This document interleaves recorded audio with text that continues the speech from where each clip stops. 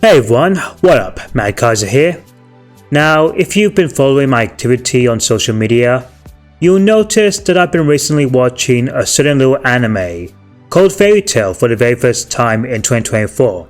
And why is that? Well, it leans to several reasons. So maybe Fairy Tail 2, though I'll have to, get the first one, and obviously I'm slowly getting to Fairy Tail to, review that one. But mostly, I was just curious and interested about this anime. And since, like with my JRPGs, I'm also into anime as well. And at the time of this video, Fairy Tail the anime has turned 15 years old, which is really nuts. Like, wow! And since I've completed the main series now, I thought, why not give my general thoughts, review, or whatever the hell that's completely spoiler free of, well, Fairy Tail. But before we begin, if you like what you're seeing here, then by all means, like the video, click the subscribe button if you're new, and hit that bell notification icon if you want more RPG content and maybe anime content from yours truly. And with that said, let's get back to the video, cause I'm fired up now! Or maybe that's due to the spicy chicken wings I had, which means I got a real fire in my belly. Okay, no. With that said, let's go!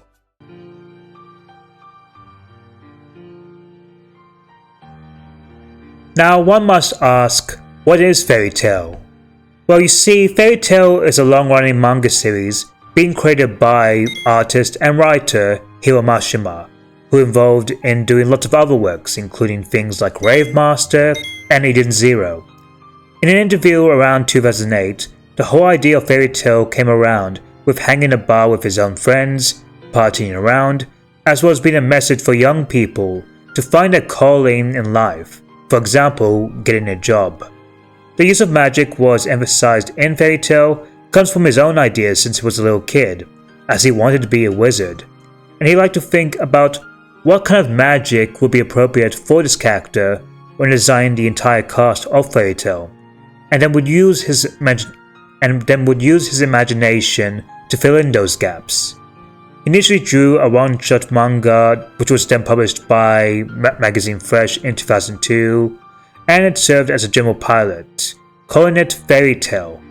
But after some initial changes and refinements, as well as changing the last name from Tail to Tail, he then created the very first chapter of Fairy Tail, which premiered in Kodansha's weekly shonen magazine on August 2nd, 2006, and then 2 years later for the Western release. And ever since then, it was serialized weekly, all the way up to July 26, 2007, with it containing approximately around 545 chapters in 63 volumes of books. And by 2020, it was reported that the manga itself sold over 72 million copies. And then around in 2009, the manga would be adapted into an anime, being done by A1 Pictures, Dentsu Entertainment, and Satellite, being directed by Shinji Ishihara, premiering around October 12, 2009. However, Funimation were able to get the rights and license to dub the first season in 2011, with the first season being primarily done by Satellite and would last for 175 episodes. And then around in 2014 with the second season, the studio in charge would be then shifted to Bridge, and that lasted around 102 episodes. And then finally in 2018 to 2019 for the third and final season, Cloverworks would take the helm, with Bridge serving as co-animators for 51 episodes. The series would also spawn two different manga, including a prequel series known as Fairy Tail Zero and another sequel series called Fairy Tail 100 Years Quest, the former of which being Fairy Tail Zero would also be adapted by Bridge and be integrated into the final legs of Fairy Tail's second season, being dubbed as the Zero Arc. And as for 100 Years Quest, it made its debut in 2018 and it's currently still being worked on today, as well as being adapted in anime form by JC Staff in 2024. Fairy Tail would also spawn 9 OVAs, 2 feature films with one in 2012 called Fairy Tail the movie The Phoenix Priestess, and one in 2017 which being called Fairy Tail Dragon Cry. On top of also having multiple games, some of which for the PlayStation Portable and Mobile, but only Japan exclusive. But it also would spawn 2 major console JRPGs worldwide, being created by Koei Tecmo's Ghost, the same people that gave us the Atelier series and Blue Reflection, with the first one called Fairy Tail in 2020 for the PlayStation 4, Nintendo Switch and PC, and then its sequel Fairy Tail 2 in 2024 for December 13th for PlayStation 4, 5, Nintendo Switch and PC, among also having 2 indie games this year with Fairy Tail Dungeons and Beach Volleyball Havoc for PC. Now, when it comes to general consensus for this anime, it's mostly been well received, by being just both a fun, exciting, comfortable, and epic shonen. But it also has its fair share of detractors, and many people really despise this anime, for lots of reasons, though we'll get there soon enough. But with that said, that's the entire history lesson of it, kids, and with that said, let's get to the real yummy fish of this video.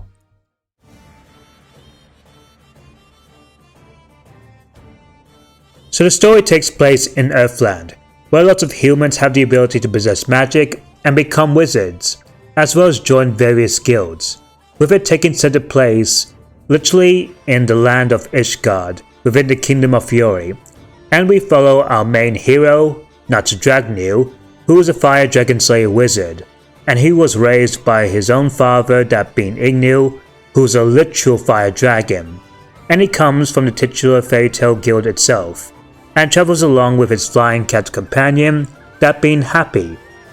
They eventually meet a girl named Lucy Heartfilia, a celestial spirit wizard that joins Fairy Tail to not only make herself a living, but also make new friends. And together, alongside their other friends, they set out to do various jobs, as well as take on multiple adventures, find Ignu, and along the way, they'll battle against dark evil forces, including an all-powerful black wizard himself. And that is a general premise of how Fairy Tail goes. And overall, I really enjoyed this story, and that's mainly due to multiple things, one of which is the world building. As for a fantasy series, especially one that ranges from over 300 episodes, or 500 chapters if you're reading the manga, you would expect the world to be fully enriched in lore, and indeed it does, as we get lots of various details and rules and regulations and how this world truly feels separate from our own world. Like things like say the Magic Council and their contraptions, to things like the general basis of Ether Nano and Lacrimas, and how we both have light and dark guilds, and also things like the various demons from the Book of Zereth, the Celestial Spirit World, and even the world of Edelus. All of these things are absolutely cool concepts, and a lot of them get some form of exploration, and make this world, being dubbed Earthland again, very interesting. Another aspect would also have to be the various arcs of Fairy Tail itself, as some of them actually connect to each other, making it essential viewing to pay in mind for future arcs, as the serialization in this is really strong.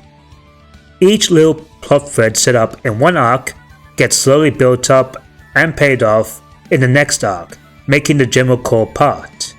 For example, say the Sub-Zero Emperor Lion arc, where a gang of Fairy Tail take on a forbidden S-class job at a cursed island. They will eventually have to stop Gray's former childhood rival, that being Lion, from freeing a monster that once killed Gray's parents and master. And on that same arc, a plot thread where C. Grain from the Magic Council and his confidant has something else in mind. Or something like say the Sun Village arc, which is probably one of the more weaker arcs, but it serves as a general potential build-up for the next arc, that being Tartaros, where it has its very slow reveal of the most dangerous dark guild ever, and it's one even being tied to the central antagonist of the show, that being Zereth the Black Wizard. All of them do make being, well, the general central core arcs of Fairy Tail worth watching in my opinion. as well as majority of them have really high stakes, and are even able to push the characters forward while also having some truly epic fights. Now sure, some arcs are better than others, as a few of them struggle due to pacing issues here and there, and other writing decisions, but overall, the story for Fairy Tail, the general one, is still a ride worth watching and enjoying for.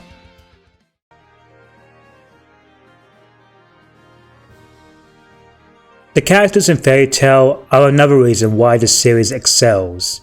Now, the core main team itself from the guild, that being Fairy Tail, are both distinct from each other with their own personalities, but also have their strengths and weaknesses, as well as certain obstacles to overcome. All of them have their own backstory, and we can see how they'll eventually grow as both people and family, as one aspect of Fairy Tail is its sense of family and friends, where many of the characters from the guild care for each other, believe in each other. None of them come across as selfish or doing something for their own self. Even the ones that would sacrifice themselves for the sake of others comes with their own good intentions, even if it does get called into question or it's just not the right call to make. Among the fact that each character is both likable in their own rights. Now let's first talk about Natsu, our main hero. Now he comes across as a lovable dog who's brave and never afraid to back down from any challenge. His sense of optimism and courage is what makes him so likable. His true belief is that members of guilds should treat others with respect, like family or friends, looking out for each other. A good example would have to be where late down in Season 1 during the Grand Magic Games arc, where he comes across a rival member from the Sabretooth Guild, where that same member was kicked out after losing a match, and mainly because that guild master just deemed her weak and disgusting, and it was that same guild where she idolized of joining in. And after crying, normally this wouldn't affect any other competing guild, but for Natsu, it does. Even though he does admit it's none of his business, he's still appalled by this behavior, and immediately goes to that same guild to teach them a painful lesson. And it's that ideology that makes him such an amazing character, among also caring for his friends. Now sure, he at times can be a bit reckless and hot-headed, no pun intended, as he does like to pick on fights with his own guildmates like say Grey, Gargiel or Gildarts, even if they don't go well for him at fact, though that's more of a comedy aspect. Upon that, he does later down the line, especially doing things like Tower of Heaven, the rest of Season 2 and the final season, where he does adapt to the situation. He learns the enemy's moves and figures out how to beat them. Even if it does mean he does pull some rather risky moves, this is also further helped that he's damned hard on trying to find his missing father Ignil, who mysteriously left after 7 years. Now, is he the best? No, he's a bit of a dumbass at times. He can't really remember that much, and well, he's a bit of a perv.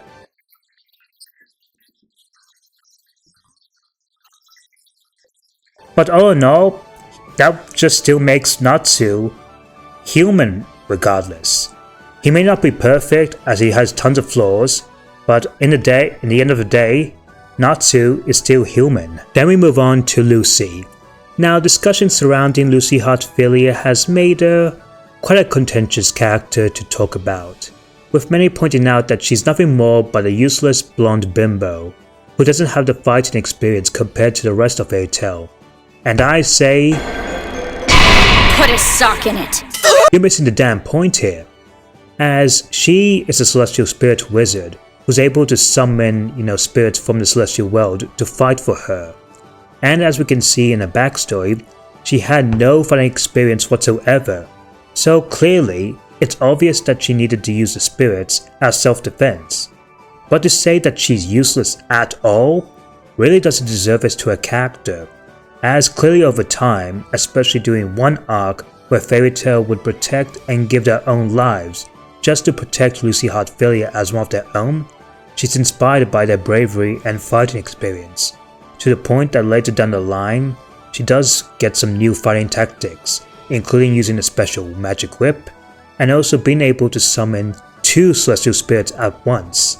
And even around the final season, and later down the final season, she learned a trick of using a Stardust form, where she can take upon the appearance and abilities of the celestial spirits that she summoned with. But not only that, but she also has a very powerful ass spell that can just nuke opponents. Like, oh my god, it's that powerful. But on top of being just a fighter who can improve over time, where she's no longer a pushover, she's also a generally kind person and cares for a newfound family, that being Fairy Tail. As we see in her past, despite coming from an esteemed rich family, she did have no friends at all, and her father barely even noticed her, especially with her mother recently passing away. But after joining Fairy Tail, she gained a new life and purpose, among also having other ambitions like being a writer, even if she does have trouble of paying her rent, as well as the fact that her friends do barge in completely unnoticed. And then we also get to the insecure fan service where she does get treated upon, which are just nothing more but attempts at humor. But saying all of that, Lucy is still a great character in her own right. Then we move on to Grateful Buster. Now he's sort of the more cool, no pun intended, badass type of dude, even if he does have this weird habit of pulling his shirt off. Not only that, but he sort of acts like a brother to Natsu, even if he does get dragged down in fighting him. But that's maybe because it's Natsu who started it. But hey, siblings do tend to fight at times. But beyond all that, he's loyal and respectful to the guild, especially as that same guild has taken him in, given the fact that Gray himself had a traumatic past. During his childhood, he lost his parents during an accident against a powerful demon. He does whatever he can to move on from it. He's dedicated to the Fairy Tail cause so much and loves the guild that if all else fails, he'd be willing to sacrifice himself for the sake of others. His life would also change when he meets a girl named Juvia, and while at first he's a little annoyed by her antics, he does eventually warm up to her and sees as a valuable person as much as his family and friends ever did. Not only that, but he also gains a new special magic during the latter half of Season 2 and had a new motive for the final season, even if it is a dangerous one at that. And then we come to Urza. Now she's a character that's arguably as popular as everyone else in Fairy Tail, probably the most popular girl out there. And weirdly enough, she gets a lot of heat compared to Lucy. But where Lucy's more accused of being a damsel for some reason, Urza's been accused of more of a Mary Sue, the strong female type who's both beautiful and powerful, but lacks a personality and stakes as a result.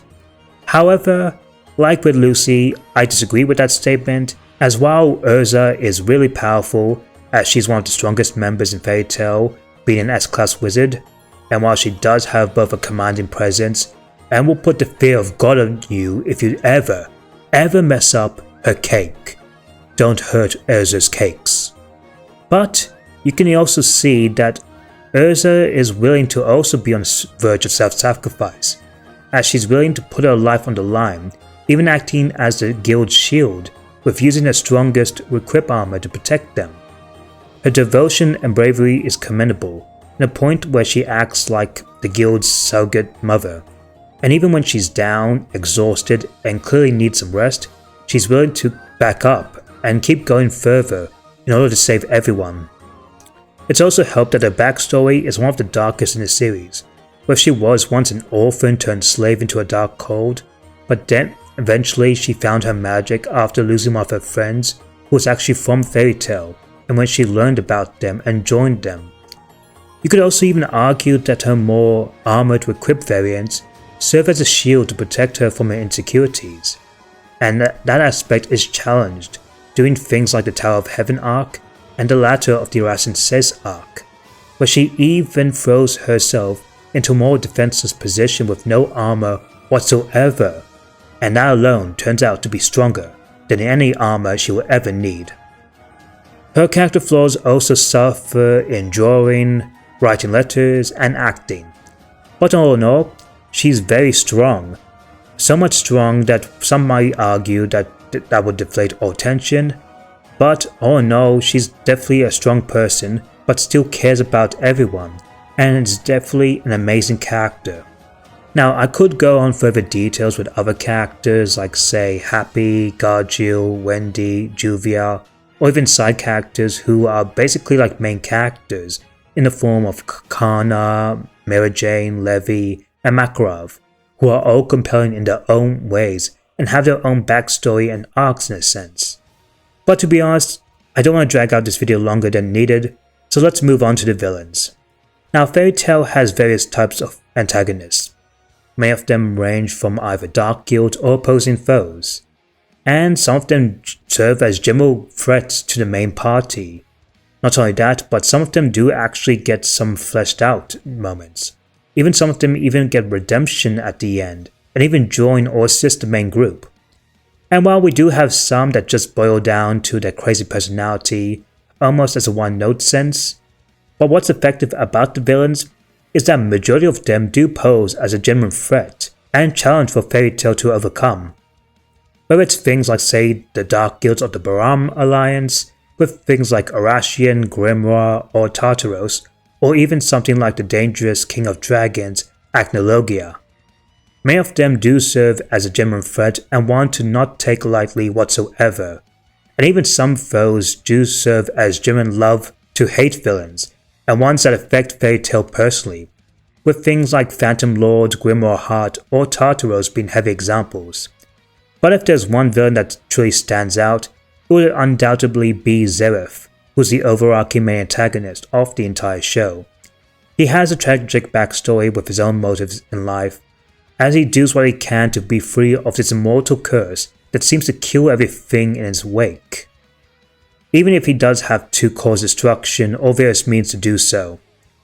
Now sure, not every villain is a winner here, as some of them do fall flat in a sense, but all in all, when it comes to Fairy Tail, especially in terms of characters, well, the show itself has a good amount of characters to go over, further helped by each of them having spectacular voice work and performances.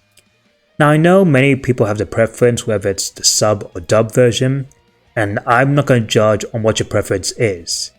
But having watched the English dub, I'll have to say that every performer in the English dub version gave a damn good performance, with everyone at their A game, all of them even being well-talented or respected VAs, even if some are just bad people in real life, but shh.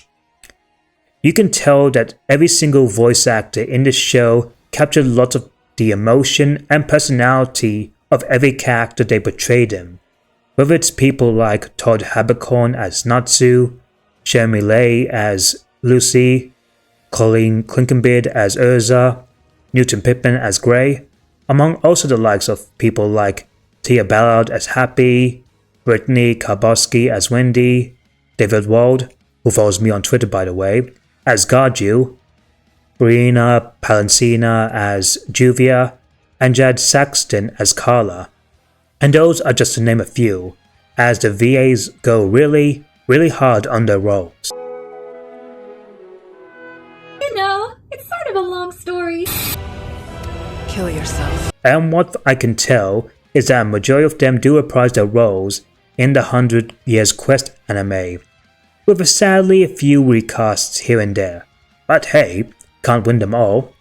I'm sure the new VAs of say Panther Lily and Levi are doing their best to fill the shoes of their previous VAs. But overall, Fairy Tail really has a strong cast of characters.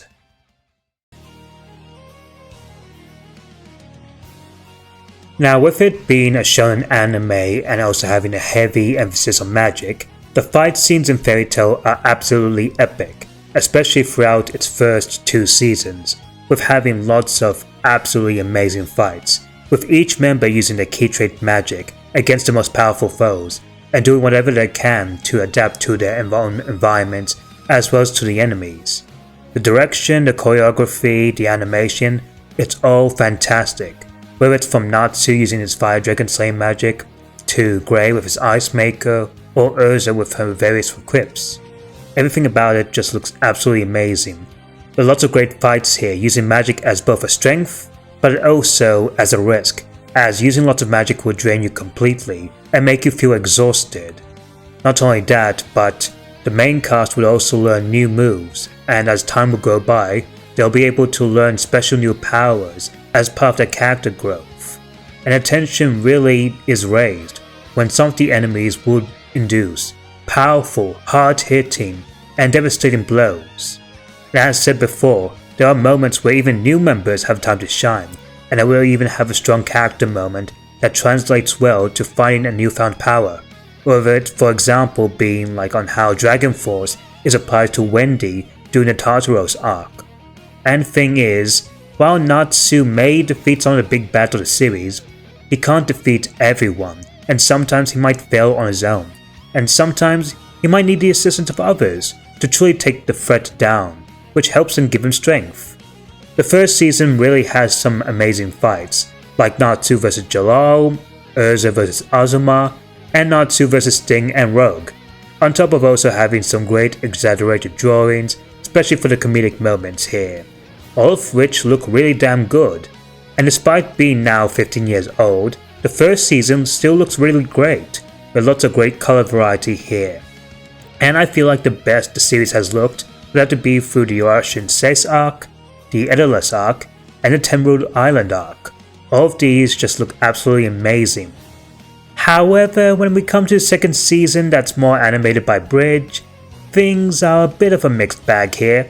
As while the character designs do get a bit of an upgrade and look more sharper than ever, where I think it gets a little downgrade would have to be the coloring, or the filtering, or whatever you want to call it, where everything just feels like it has this grey somber shade, and the only times that they show actual color would have to be through nighttime, sunset, or even the green caves, outside of also of course the characters themselves having color variety. Now granted, it's not bad or anything, and there are two arcs that I think benefit from this visual style, that being both the Zero arc and the Tartaros arc, the latter of which easily being Fairy Tail's most darkest arc, showing pure tension and dread against a threat that's completely inhumane, among also having still great fights. In both Tartaros, especially with things like say Wendy vs Ezel, Loxus vs Tempest, and Natsu vs Grey against the main big bad of the Tartaros arc. And then we have the former, which works because it's a prequel arc and gives a more calmer but more interesting before the storm tone, while still having some tragedy in the mix. And then lastly we have the final season, which was done by Cloverworks. And honestly, on paper, this has the potential to be the best that the series has looked, with the character models still looking on par and on model, just like with Season 2, while still having the strong coloring backgrounds and variety in Season 1. And for the most part, the animation is actually really good. Until the fight scenes, as sadly the fight quality, despite having some potentially awesome fights on paper, are sadly let down, as most of them just boil down by quick rapid cuts or just multiple shots thrown at the characters. Some of them just don't even pack a punch even, or just give that satisfaction, which honestly really sucks, as it is the final season of Fairy Tail, the biggest one they ever had, with the most epic challenge of all. There was only like a few fights that were actually kinda cool, like the one with Luxus against Wall, or even Natsu against Zeref, or even Natsu and his co against the main final villain. But those are like few and far between, as some fights, while they have cool moments, aren't as visually exciting as they used to be in the previous seasons. Now the visual for the general series is pretty good, barring some hiccups in later seasons. However, the music on the other hand is consistently good. One thing that Fairy Tail nails completely well would have to be a soundtrack, with composer Yasuharu Takanashi taking the helm as composer. And man, did he do a fantastic job, with a lot of the music using the use of things like guitar, organs, and even some bagpipes. And this helps the soundtrack for Fairy Tail stand out among the rest. especially feeling the epic fantasy motif that the series is known for.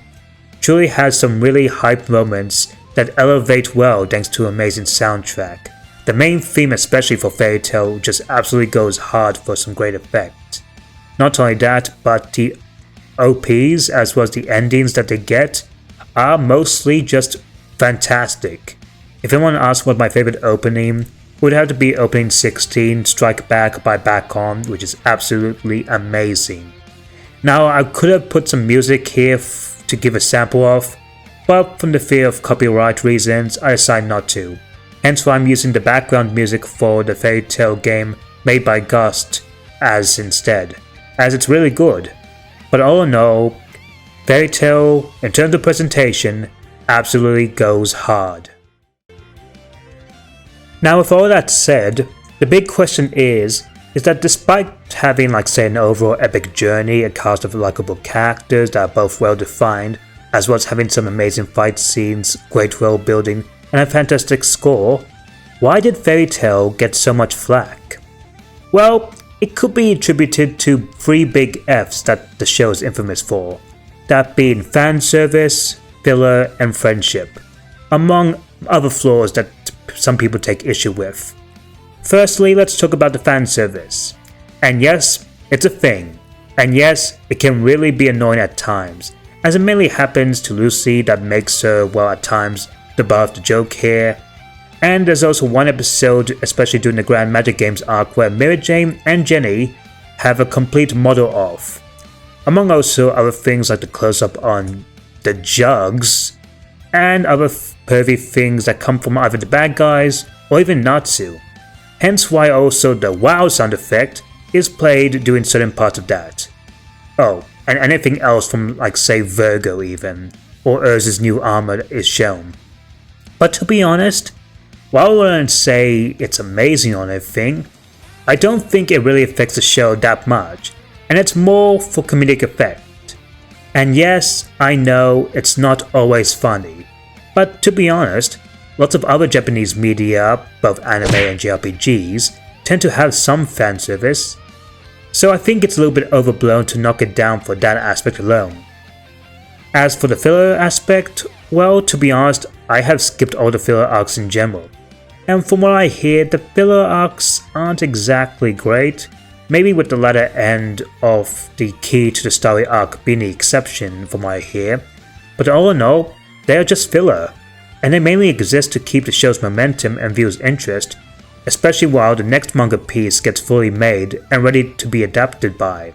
Plus, lots of other anime like say Bleach and Naruto have tons of filler, and while I can understand those who watched the day one, especially on broadcast, and couldn't care less on them, but nowadays, anyone new to Fairy Tail can absolutely skip it if they want to, and effectively they serve as distractions and interesting ways to explore some things. Sure, it doesn't matter in the grand scope of the narrative, but you can say the same for say generic side quests in RPGs, that at the very end, they are completely optional. On top that anyone new to this, as I said before, can skip the filler if they want to or not. And then lastly, we have the friendship, and apparently that's a bad thing. Now it's not uncommon for media to heavily rely its themes on friendship, but for some reason, people like to dog on Fairy Tail for being preachy about it, and as well as in your face about it, especially when you're winning a fight, as apparently that breaks all the tension it had. Though the thing is, it's still an effective message, and one thing that the cast do shows is on how much they care for each other, and it can be attributed by moments from say Natsu, Urza, and Lucy. And as we tell from a recent interview with Hiromashima, he says here, and I quote, "To tell you the truth, I wrote the story because I had no friends. My loneliness is what you're seeing here." And that actually makes some sense here with Fairy Tail in general, as further evident with the character Lucy Heartfilia, who serves as both a surrogate to the audience and to himself, really, as she was lonely in the past, and only made friends and a place to call home when she joined Fairy Tail, especially in the real world, given the fear of people generally being scared of being alone, looked down upon, and have no one to support you, among also being antisocial. And I feel at the very least, Fairy Tail reminds me that I do have friends supporting me. I have a general community here, and have worked with tons of various content creators who are all nice people and have their own shared interests as much as mine, even supporting and promoting their videos on social media, so everyone can recognize their hard work and have something worth appreciating for. All of those aspects is why I love the friendship in Fairy Tail, and I don't care what everyone thinks about it. And sure, there are things that can be dogged on, like some parts being repetitive, like the guild being destroyed, some villain characters following the same structure of either being alive at the end of the battle, but some of them being reformed, and some basically being annoying as hell. And not only the fact that not a single member in Fairy Tail, from what I can tell, has actually died, so that does deflate the tension a bit. But aside from those things, I don't think those general aspects, let alone the detractors, should define a series of what Fairy Tail is. Now, is it perfect? No, as I do also have problems with it. And that's mainly due on how some of the pacing can be a bit wonky at times, especially during the latter half of the Ration 6 arc, as well as the latter of the Grand Magic Games arc, and Alvarez, but I do think those arcs could have been much better paced in my opinion, and things like say the Sun Village arc, the Eisenroll arc are just meh in the grand scheme of things. And I do think that some members in Fairy Tail could have had some important sacrifice or something meaningful, but again, what series is there that is completely perfect from any flaws? There isn't any, and I don't think there ever will be, and that's okay.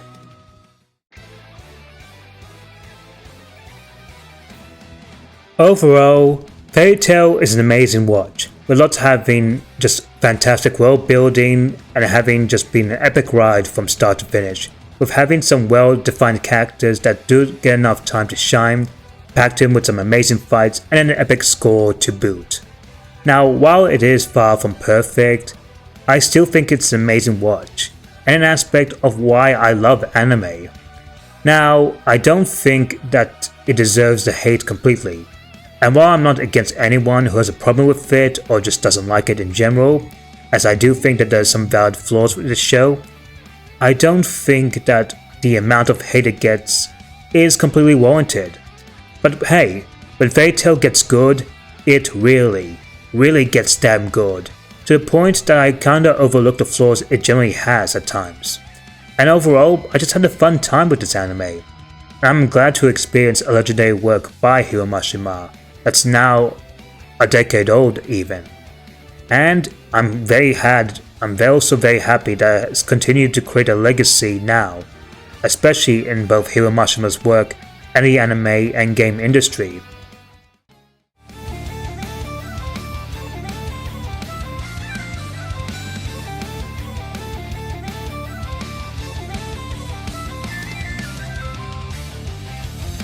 Kicking off, we start with Fairy Tail Phoenix Priestess, which is being done by A1 Pictures. Released in Japan for August 18, 2012, and then a year later in the West for September 13, 2013, and also came to DVD on that same year. There was also even a 12-minute prologue to the movie called The Sunrise, which was released as an extra for the DVD release of this movie, and was also bundled along with the special edition of Volume 6 of the manga. Now, it was also released for February 15, 2013, and this story was also published as a 30-page one-shot chapter, which was also bundled with tickets for the Fairy Tail Phoenix Priestess of the movie, which was for those who purchased the movie in advance. Anywho, let's get on with the actual film though.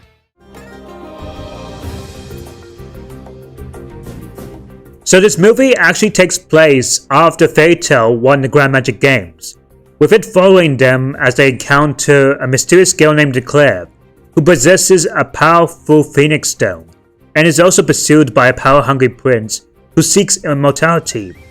So the guild must protect Eclair, as well as the stone, from both the prince as well as the Dark Guild, while also uncovering the secrets of Eclair's past, and the overall true nature of the Phoenix Stone. And that is the overall story, and overall, I enjoyed it, as it was a nice captivating adventure, and a bit more lore to the world of Fairy Tail in general, learning things like about the Fire Village and the secrets of the Phoenix Stone, as well as Eclair's deal in general.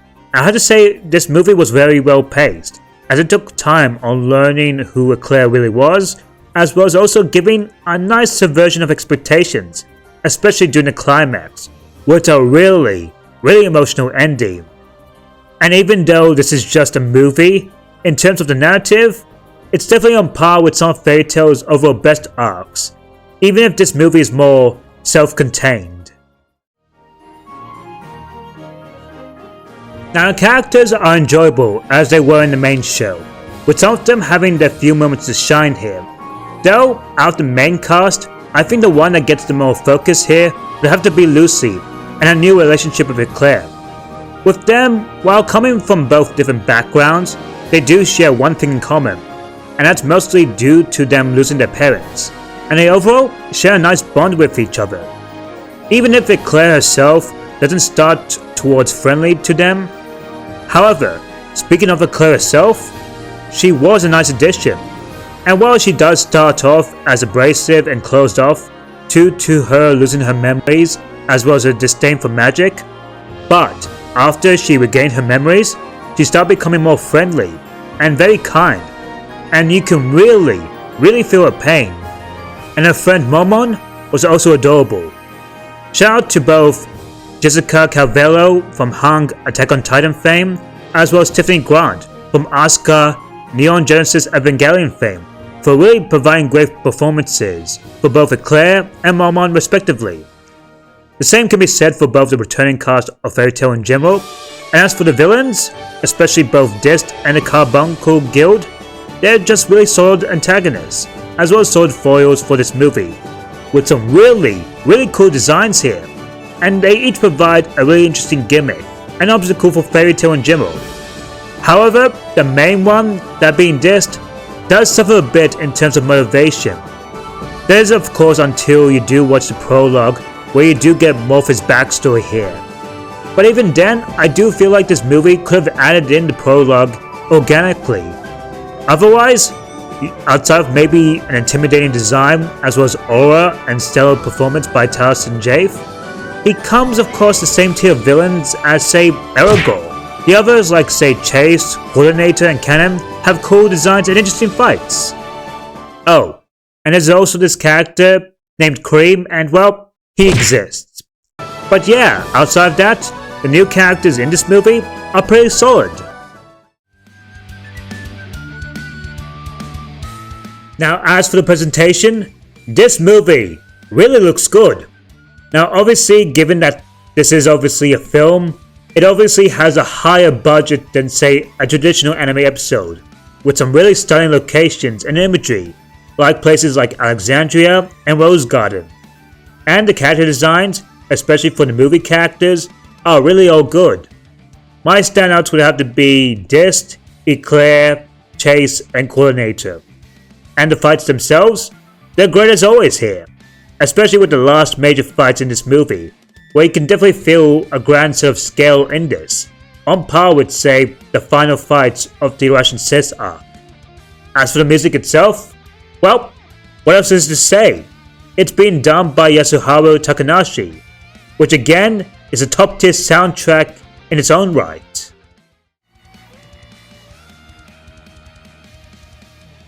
Overall, this movie was a really enjoyable watch. Seeing essentially a Fairy Tail adventure in full length was really awesome to see. The new characters are mostly enjoyable, as well as the animation, fights, music are all really great. And when it comes to an ending, it was really emotional, and overall provides an interesting story and new lore that still feels organic to the overall lore of Fairy Tail itself.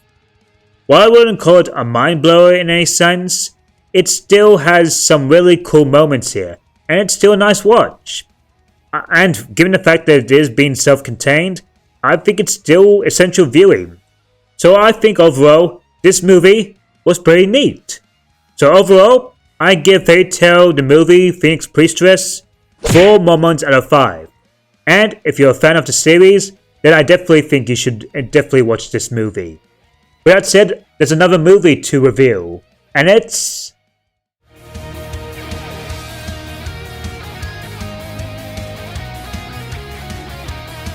Then we come to Fairy Tail Dragon Cry, which was the second movie being once again done by A1 Pictures.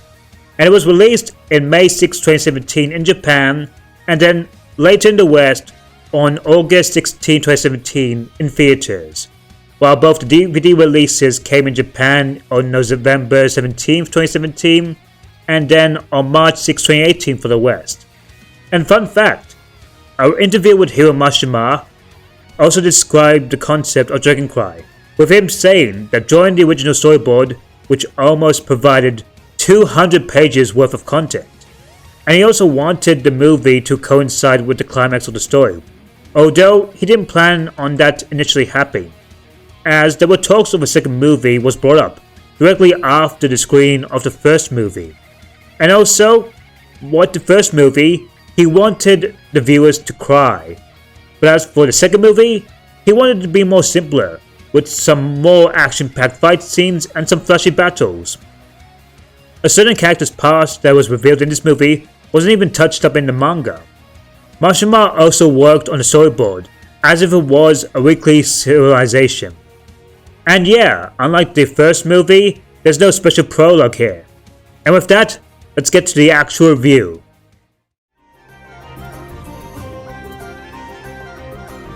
So this film takes place in the midst of the final season, which was after the Avatar arc and before the Alvarez arc, which obviously was the last arc of the original series.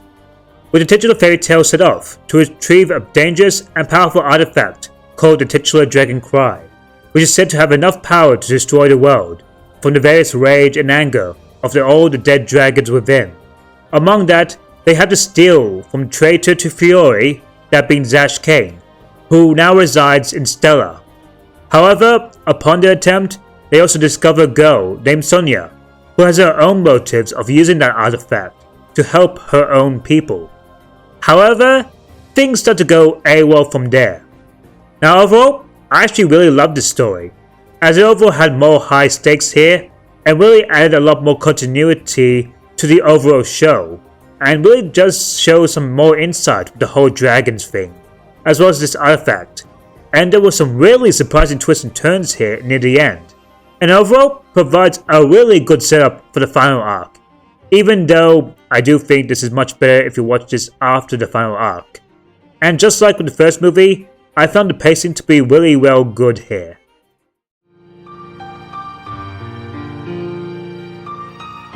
As for the characters, they are the same as they were before, in both the first movie and in the show. However, where I think Lucy got focused in the previous movie, this movie leans more towards Natsu, having a personal tie to the overall story, and some genuine standout moments here, and interactions, especially with the new character being Sonia here. And as for the new characters, they are also enjoyable, with Sonia being the main new lead for this, who's more kinder and more compassionate, caring about the kingdom and her close friend Animus. And she's a much different vibe to say Eclair, being performed greatly here by Erica Mendes. And as for the others, mostly being the villains, they're solid as well. I do think Zash works better than this as a more love-to-hate villain, and right off the bat, you get to see on why he's such a hateful bastard. And as for the 3 stars, they're decent, just like the carbuncle. The one oddity I did have when watching this movie that I don't think anyone has checked is I don't think they mentioned their names. But even so, they have some really cool designs and abilities here.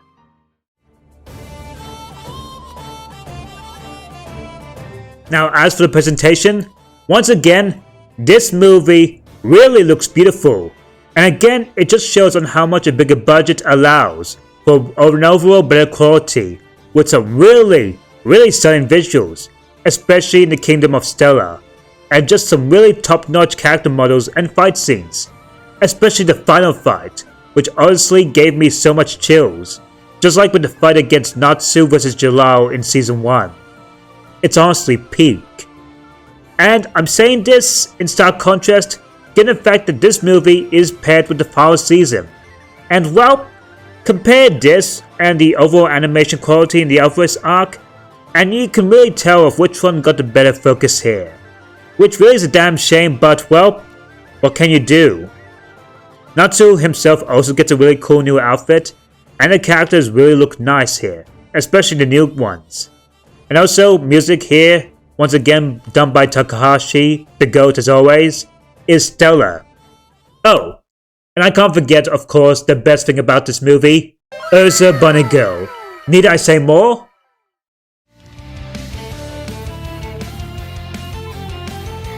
Overall, I think this movie is even better than the first one, as it ties into the grander narrative and adds a bit of lore to the final season, among centering on a personal stake, especially with Natsu.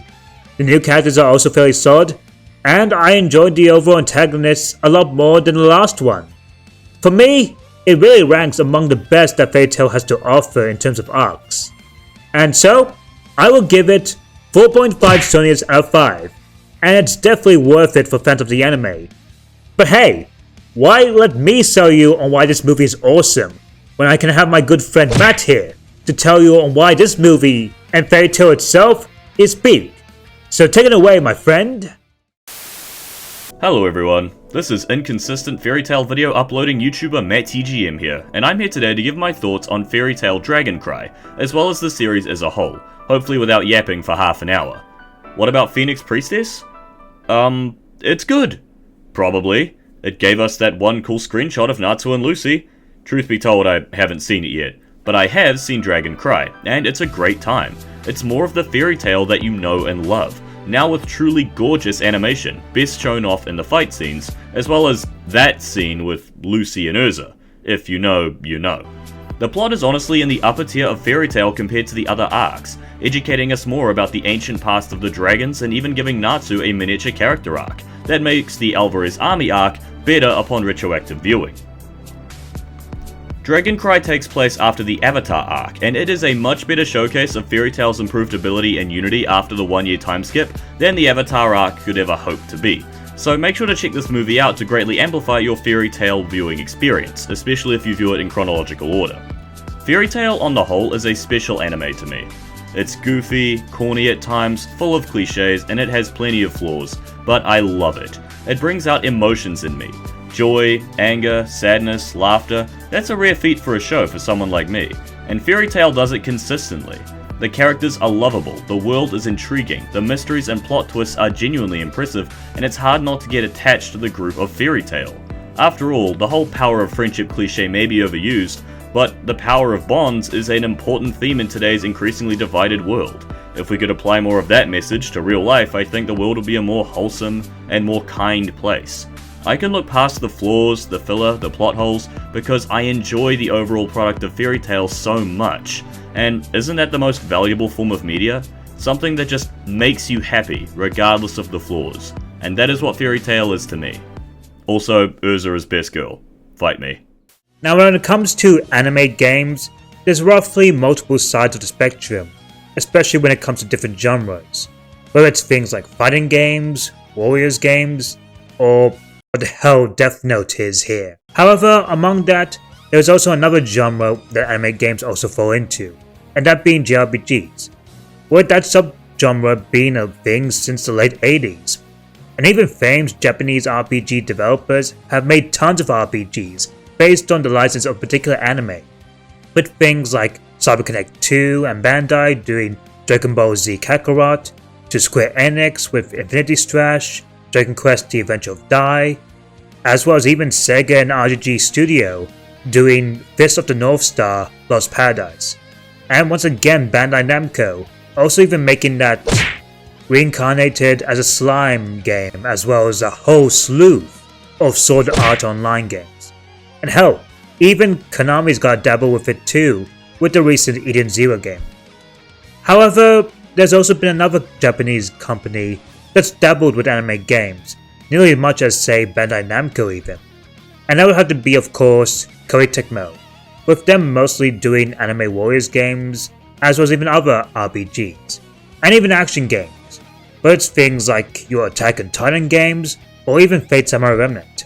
However, there is one major play here that I haven't mentioned just yet, and actually that's two games, that being based on the Fairy Tail IP themselves, that being both Fairy Tail and Fairy Tail 2. Kicking off, we start with Fairy Tail, released for the PlayStation 4, Nintendo Switch, and PC via Steam on July 31st, 2020.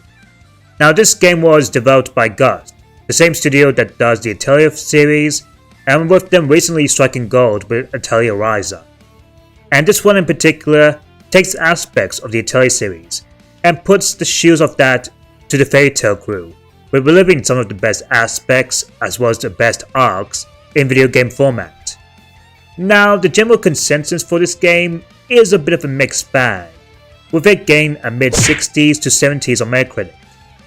But with all that said, let's do some quests, participate in the tournament, and get ourselves fired up as we head straight into... Hold it right there! What the? Who the hell are you? I am Spectre number 799, and I hear you were talking about Fairy Tail. And now I'm asking, how you didn't invite me in your previous video talking about it sooner? Okay, but how the hell did you get in? By, of course, magic, and more so, my powers just give me the ability to do so. Ah, I see. I should really find a way to secure from anyone crashing into my videos. You know, it wasn't the first time that happened, but anyway, since you came here anyway, and I can't find a way to get you off, wanna team up and talk about Fairy Tail? I mean, yeah, that's what I came here for. So, Spectre799, will you do the honors? Well, with that said, let's do some quests, participate in the tournament, and get ourselves fired up as we head straight into Fairy Tail. Now the story for Fairy Tail is... oh boy, it's something. So it starts at Timber Island, the sacred ground for the guild, where Natsu and the gang defeat Hades, who's the leader of the Dark Guild Grim Heart, and once former master of Fairy Tail. However, after the victory, they get attacked by a powerful dragon named Acronologia, and just barely survive, and when they arrive back at their home Magnolia, they see that their guild has not only plummeted, but also lost its reputation for a very, very long time. And so, with that, the gang set out to restore the Fairy Tail Guild into its former glory, with them taking lots of jobs, participating in a tournament, and stopping evil threats that will not only doom not only the future, but also the world itself. And that's the story, and good lord, it's something alright. Now, for full clarity for you folks at home, this whole structure of the game is a weird amalgamation of the anime's ending of Season 1, the bulk and majority of Season 2, and a teeny snippet of Season 3, with the more important arcs being adapted. We start at the end of the Tenro Island arc, and then proceed to the Grand Magic Games arc, one of my personal favorites, and then the Tartaros arc. Now, as in for the filler arcs, like say Key to the Starry Sky or the Eclipse one, well, they're not here exactly. Go figure, as they don't really add much to the story, and as for the Sun Village arc and the Avatar arc, well, they kind of exist more so as cliff notes. And while it does adapt moments from the arcs decently, there are just instances where the games will deviate, because of not only gameplay reasons, but also, not everyone here gets a full-on model. And another major issue is that, in the prospect of this game, is that it takes roughly at the middle to near end of the series, which I imagine, especially for newcomers, that'll be tough to follow and understand. Now sure, the game does do a decent job of providing some context for the characters' events, but I really feel like if you haven't read the manga or even watched the anime, all of the more prior and even important and emotional moments displayed here won't truly impact you. However, the characters are still great as they were in the anime and manga, and while it does suck that there's no English dub, the Japanese voices are still strong, since they are the same from the anime themselves. That said, however, Natsu screaming, especially when it comes to his attack names during battle, does drive me a little bit crazy, not gonna lie. I do think it would have been a lot better if Fairy Tail 1 adapted the first set of arcs, like say Macau, Daybreak, and Eisenwald would have been not only brief but fairly straightforward, while the more center major arcs like say Sub-Zero Lion, Phantom Lord, Tower of Heaven, Arashin 6, Edilus, and the entirety of Timber Island would have been a much major focus. But alas, it was not meant to be. Now we get onto the graphics, and a lot of what we discuss is going to be rough. Yeah. Anyway, for the positives, Gus really did a main job with the main character models for the gang, with everyone looking on par, especially when it comes to Hiro Mashima's general design to Fairy Tail, and each of them even carried their very funny anime expressions to a T. I mean, Urza is the only one that's just perfect in every way, so it's not a surprise to anybody. That she is, my friend, and the other main cast do have some really solid and good models, as well as these cute hand-drawn PNGs. However, as mentioned, not everyone gets a model. See, some characters, most notably Merity, Capricorn, Scorpio, Lucy's frickin' landlord for example, don't necessarily have models, but have actual dialogue and talk to the cast. It's just that you don't see them, and it's honestly quite jarring. But that's not as bad as, say, the NPCs, where literally a lot of them are straight up copy-pasted throughout the towns, and it's really noticeable and uncanny. It almost feels like we're in a simulation, than rather, immersing in Fairy Tail's world. Yikes. Not only that, but the textures are kinda rough. And yes, I know this game didn't have much of a budget, as the devs who made it, being Gus, aren't known for big budget games. I mean, they did start improving with their visuals with Atelier Ryza. So handling a much bigger property for a development studio that's known for AA JRPGs wasn't exactly going to be one big marvel among also developing it for PS4 and Switch. That being said, some of the funny moments that they do include, like say the zoom-ins, do give a bit of hilarity. Yeah, especially when it comes to Urza kicking happy, though at least the rendered cutscenes do look nice. And in terms of performance, especially running on PS5 via the PlayStation 4 via backwards compatibility, it even does run at a nice 60 FPS, especially when it comes to battle, and the animations, of course during combat, look sick as hell. Get on to the gameplay. So Fairy Tail is a turn-based game, with having a max of 5 party members in your crew, and your enemies are set on this grid-based area. Each party member have a standard attack, and magic which costs MP, as you would in a JRPG, though each ability have different ranges, effects, and indicate which ones enemies are weak to or resistant to. As well as, unlike other games, losing MP is as dangerous as losing HP, as if you lose MP entirely, your character is knocked out, which is honestly how it was depicted in the show, so that's pretty accurate with how many characters spend so much ether nano just to do that. Each of the abilities shows you a visual of the area and position to attack, which provides a bit of strategy in the mix. And even some effects even prompting include things like counter stands, pushing an enemy back a row, and even have a big circle on the right, called the fairy gauge, which grows after each attacks. Once unleashing this fairy gauge, you can perform a long string of attacks until you're prompted with a finisher, with the option of using higher magic or lower magic attacks at the cost of MP. Furthermore, you also have an awakened state, this gauge underneath the portraits, right here. And once you fill that and activate it, which it increases your physical and magic attack for up to 3 turns. And you even have the ability to do so during your opponent's turn. Some characters like, say, Natsu, Gajil, and Wendy even can go into Dragon Force or Elemental forms just like they do in the show. And you have a magic chain, which activates, where several characters are either awakened or even change modes.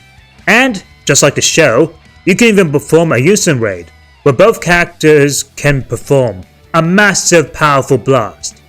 And you even have a mechanic here called overdamage, where it comes to play, where you can destroy objects during fights to progress through hidden areas if you deal the right amount of damage, and extreme magic, where various characters will even aid you to provide some support magic. Now, the gameplay for this is actually really good, but however, there is one big problem. It's just that the game is just far too easy. Like, regular encounters and even certain boss fights don't really give much leeway to make you think and strategize. The only form of a boss fight that I could feel some sort of challenge is enemies healing themselves or managing your MP resources. It doesn't help too that during the Grand Magic games with individual fights, you'll get free auto heals and buffs from the crowd. And this sucks because it kind of just ruins a large majority of the tension. What made the anime so great, or at least this particular arc, was that it felt like a mad giant ultimate battle to the death where everybody was trading blows one-on-one. That's just not here. The 1v1s honestly might be the closest that we have to giving some sort of challenge, but even using your strongest magic or using counter magics and fairy gauge can just nuke enemies. And it's a damn shame, as it just doesn't match to some of the best fights in the actual show, and can sometimes make for an overall boring experience at times. Now, whether or not this was made for casuals who just enjoyed the anime or manga, and that explains why the game is so easy, it's really hard to say. And what's really sad, as the follow-up to this abandons the combat entirely. Some say maybe for the better, but as I know, many Fairy Tail fans would prefer an action style of gameplay to match for the combat. But, oh well. And as for the exploration, it's... Yeah, and the exploration for this is pretty subpar. It's mostly a linear experience with some various iconic areas from the show, mostly being hallways with some slight openish areas here and there. Though, except for punching through objects and finding stuff is pretty neat too, so that's pretty fun. Yeah, it's fun for what it is, but you can definitely tell from the constraints that feels only limited. And due to the copy and paste NPCs you do have on display, it feels a little bit immersion breaking. However, one big upside, in my personal opinion to all this, is that the music is really, really good. With it sounding on par with Yasunaro Takahashi's score from the anime, lots of comforting and fun melodies, while also having some really good Celtic rock during the fights. It's so hype. Yeah, even the menu sounds like it came straight from the anime.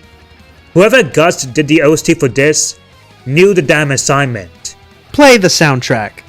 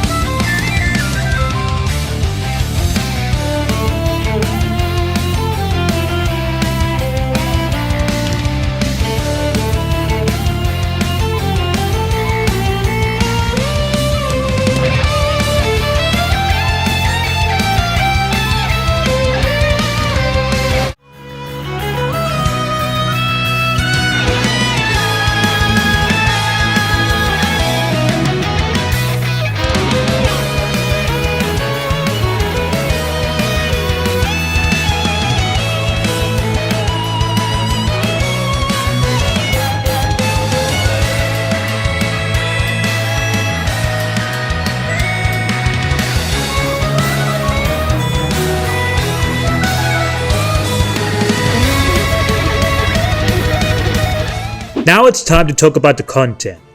And this is where some people really dread about this game. And that is, Fairy Tail's bulk of content is all quest based, with you doing lots of these jobs, where it's things like kill monsters, collect items, all the generic fetch quest stuff you come to expect. And sadly, some of these are also mandatory when progressing through the game, which is what I think turns some people off, as it's very clear that this game was filled to the brim with padding. There's also the building mechanic, where if you collect items, you can upgrade facilities like bookshops, item shops to improve the guild, as well as also gain new RPG perks. There's even the occasional character quests that you can have to unlock and help you upgrade your characters. A lot of them playing out a little bit similar to the anime and the manga, with them referencing certain events from prior arcs. There's also an epilogue / true ending once you beat the main story, and another part that kind of just fills me with dread. Yep, and that's the DLC, where they offer bonus characters like Lizana, Elfman, and Levy into your party, on top of also adding new quests, and an extra dungeon boss or two. When in reality, a lot of it just feels like it should have been in the base game itself. And well, sadly, it does not get better with the sequel. Oh boy. A standard run of this game can take about, say, 23 hours or less, give or take. But if you want to be a completionist, no, not that one. It will take you about 46 hours, 50 max, which honestly isn't too bad, but it's not a lot. It kind of just reminds me of how Expedition 33 ended, for me at least. Well, how was this game, you may ask? Well, it's complicated. Now, I wouldn't say it's a bad game, but you can definitely tell that this felt very short in so many various ways. As a whole, the game just doesn't really suck. It is just aggressively okay, and a decent way to see how Fairy Tail would play in an RPG like this. But you can tell from the budget and the time constraints, as well as just some serious questionable choices, that this isn't going to set the world on fire or anything. Wink wink, punch intended. Oh, brother, this guy stinks! If you're a fan of Fairy Tail, then maybe you get some enjoyment out of this. Just don't expect too much out of it, however, and especially on how it comes to depict certain moments or come across the best arcs. And as for a newcomer, I wouldn't say it's entirely ideal, but you can definitely tell that this was made for fans only. The combat, music, and other cozy-ish aspects do at least salvage an average game. That being said, I'll give Fairy Tail just barely 3 happies out of 5. Well, that was a lot of fun. However, I have to go now. Expedition 33 needs me. Peace out. Well, that was awkward. Anyway, go check out his content. Bro makes some really amazing content on his channel. Now, if you'll excuse me, I gotta find a way to close that hole so that no one else barges in. We then come to Fairy Tail 2, released for the PlayStation 4, PlayStation 5, Nintendo Switch, and PC on December 12, 2024. And this one serves as a direct sequel to the first one, and made some really bold changes here, especially when it comes to both the gameplay and structure, and also being developed by Gust, and this one centers more on adapting the final arc, as well as also having an original story in the end. Now, the consensus like this game, especially compared to the first, is also it's a mixed bag, with it also gaining a mid-60s to 70s on Metacritic. And then once again, special thanks to Koei Tecmo Europe for providing me a review code of this. With that said, let's get back to the review. The story of Fairy Tail 2 has both Natsu and all of Fairy Tail wage war to protect their land against the Alvarez Empire, led by Zereth and the Spriggan 12, while also having to encounter and deal with the dangerous King of Dragons, that being Agnologia. And that is the story. And now right off the bat, for context, this plot is an overall adaptation of the Alvarez arc, which is both the final arc of the manga and anime of the original series. And regardless on how you feel about it, especially for those who either read or watch it, whether you dislike it or like it, the story for this one, especially this game, for the most part, plays off beat by beat, albeit with some deviations here and there. Now, personally, I did like the Alvarez arc, so it being adapted here, especially in the game, with it reliving some of the more iconic moments, was a treat. Obviously, there are some obvious omissions here, like missing certain characters, as they obviously don't have models, so it's a little bit weird.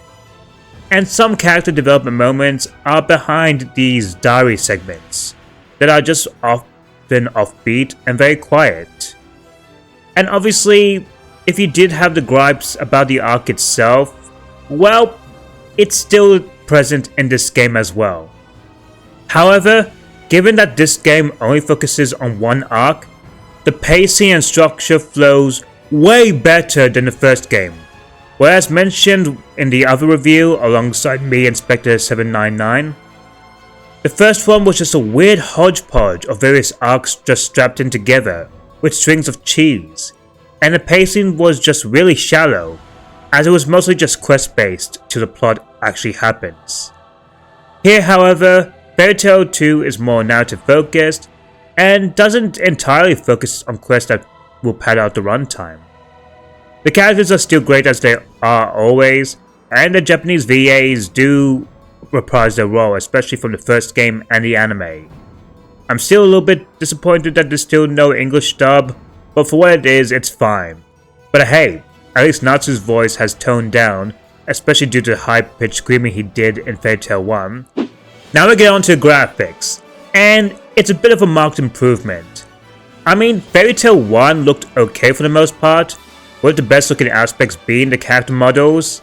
It's just everything else just felt cheap and very low budget, especially with certain characters that appeared in speech bubbles and portraits, but still have no actual models.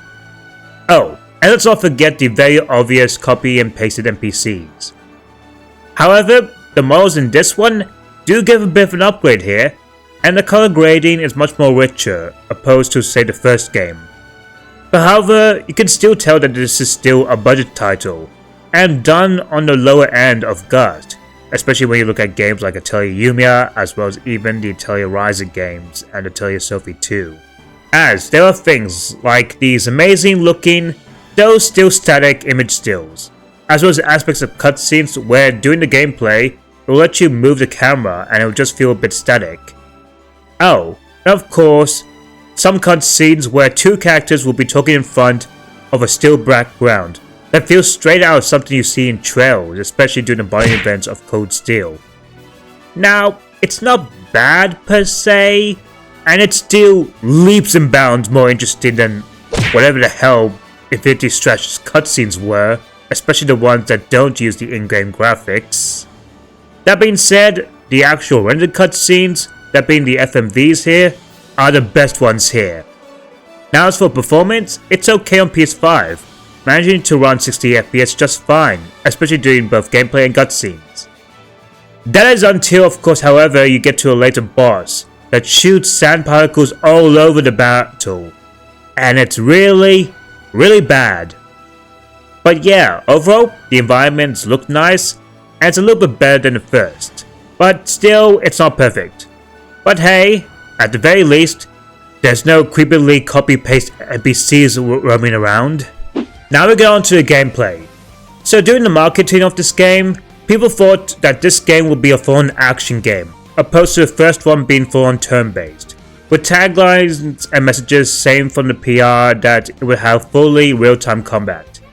However, that is further from the actual truth, as this game essentially has an action turn-based system, or ATB, and if you played any of the Ryza sequels, or even things like say the classic Final Fantasy or Chrono Trigger, you'll get an idea, as you'll have a time gauge in the circle that recharges over time, and after you make your combo and wait until the gauge is restored, which will make your turn once again.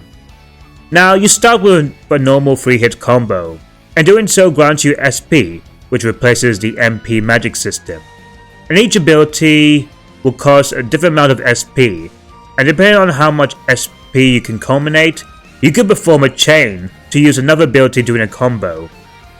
You also have a block to reduce damage, and when enemies attack you, you could get a quick signal to block their attacks, to reduce on being staggered. You also have the Fey rank system, this bar of lines here that increase depending on the actions, like performing a combo, and when the rank is increased, your SP will also be increased, and will gain benefits like using Fairy Magic, which are the support magic cards from other characters to provide very powerful assist moves, alongside buffs and debuffs, and where each of them will cost a certain rank gauge. And when it's used, it will have a recharge gauge, so you can't spam them willy-nilly. Now, while in combat you do control one party member, while the other two are AI controlled, you can still switch between them mid-battle, and have the even option to switch between places with the reserve party members, which really is a great option here, as each party member will have, just like the first game, their own strengths and weaknesses, among abilities that certain enemies are weak to, and it's a really nice way to think of who you can use. Enemies will also have this yellow bar here, which is their stagger bar, which can be depleted by using powerful moves and attacks that they are weak to, and if they are drained, you get prompted to do a link attack, where the nearest party member can do a follow-up attack, and that could essentially finish them or even do extra damage. and each will provide you either a buff or debuff, and shows which enemy is weak to or resistant to that party member. There are also the risk moves, where enemies and bosses can charge to do a powerful move, and have a symbol for you to destroy, with the right party member's attacks that match that same symbol. And if you use a powerful attack that can destroy that risk move, that enemy will also be stunned. You also have the option to pause a battle to use items and view enemy stats. And you also have a magic origin skill tree, which has 3 different sets of skill trees to unlock, from both strength, skill, and spirit. And each of them provides status buffs, as well as new skills to obtain, as well as enhanced skills. And you'll get these points by either leveling up, or killing enemies and also gain materials.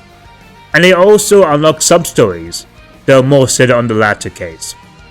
Lakamar returns, and it's your form of equipment, and each will have their own bonuses, and some of them can be customized with various materials to gain from either doing things, like killing enemies and nearby magic pools, or come across Lakamar statues. Among all of that, later down the line, you'll be able to jump from higher ledges, take down obstacles, and mow down enemies that are far weaker than you. When it comes to bosses, they're a lot more tougher to deal with, and instead of having 1 stagger bar, they usually have 3, and each time they're depleted, you can provide a link attack. But if the last one is entirely depleted, you get to perform a unison raid, just like in the show and just like in the first game, where both 2 party members can provide a powerful, devastating team-up attack. And just like with the first game, Awakening returns by the circle here on the top of your HP, and when it's full, you get to activate it, and it provides you extra buffs, including things like HP regen, attack, and defense buff, and ending off with a powerful attack. And some characters will have even their own special forms, like Grey having Devil Slayer form, or Wendy even having Dragon Force. Now when it comes to exploration, it's a step up from Fairy Tail 1, where it's more open zone, opposed to being very linear, with some albeit neat collectibles and hope of enemies to fight.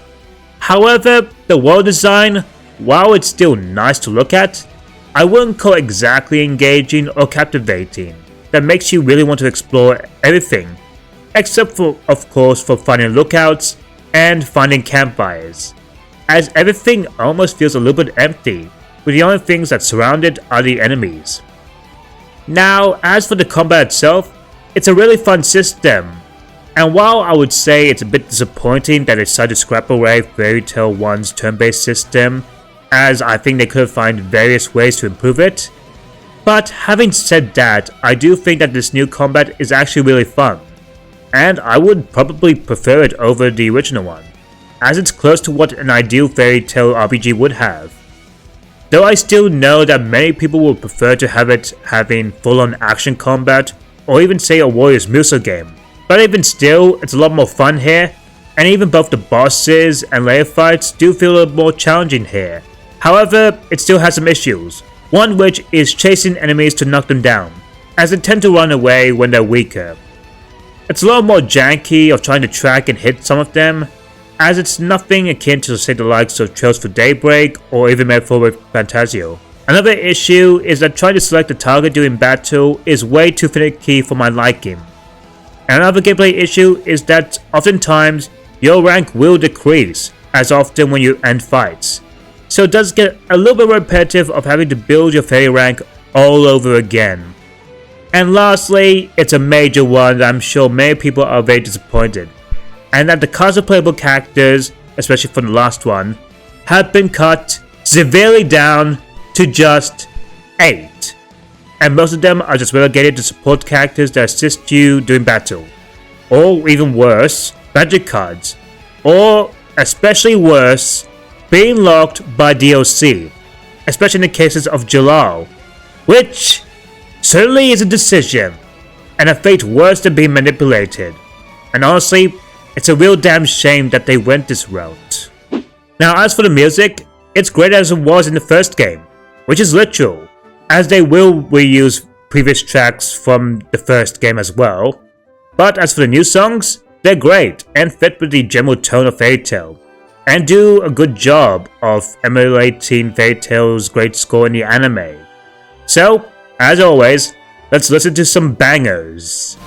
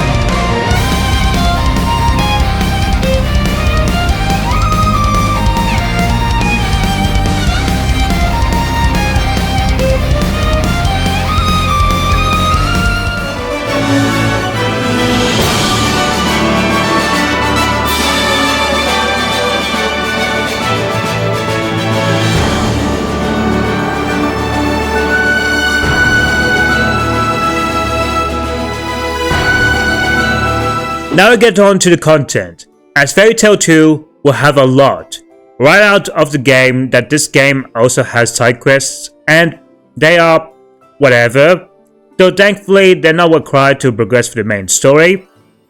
And the second one is the Plues, where they're scattered around across the world, and you can find Plue, and when you find him, they'll provide you stamps on his card that will give you rewards. And there are also the Fairy Tail Diaries, which are these fun interactions between the cast, and essentially they're nice skits in general, and also the key to help you unlock a very, very big post-game. And speaking of, after you beat the main story, you also get an epilogue, which is an original story that comprises of side stories, interactions, and a super boss at the end. There are of course already also DLC at the time of this video, which includes things like playable characters like Jalal, which I'm a bit salty on, Mavis and Zeref, as well as a battle arena and character sub-quests and moments. Completing the main story will take you around 20 hours or less, especially if you do everything or not. Now, with that said, how is this game? Well, in many ways, this game is a bit of an improvement over the first game. But really, that's not saying much. And it's really not that much even. The narrative is more streamlined, and the combat is a lot more engaging, and the visuals are a bit of an upgrade. But however, this game, while for its many ups, it still takes some step backs, with things like the reduced character roster, and it clearly shows that this is still a budget title just like the first game. And overall makes for this not being what I call the perfect way to do a Fairy Tail game, especially on this scale. But then again, given the standard of anime games as a whole, you could do a lot worse. And I mean a lot worse. And sadly, I wouldn't still call this an ideal jumping point, especially for newcomers, even if they do have strong dialogues that will recap all the previous arcs towards it. Just like with the first game, this is still a game clearly for Fairy Tail fans, though for those who may still enjoy Fairy Tail 1, you'll be fine with Fairy Tail 2 honestly. But if you didn't, I don't think this will be hardly a marked improvement. Overall, Fairy Tail 2, much like with Fairy Tail, gets an average 3 Plues out of 5. And overall, both Fairy Tail 1 and Fairy Tail 2 are basically the equivalent of fast food, which is not anything too crazy, but it's still mildly delicious at some points. Anyway, that'll be it for me. Special thanks again for CodeTechmo for providing me review code for Fairy Tail 2. And once again, special thanks to Spectre799 for collabing for me in this double review. By all means, check out his YouTube channel, he makes some really great content. And let me know down in the comments if you guys enjoyed this video and as well played any of these games. And I also have another Fairy Tail video right now you can watch as well. So, until then, special thanks to my patrons, and Mad Kaiser, out.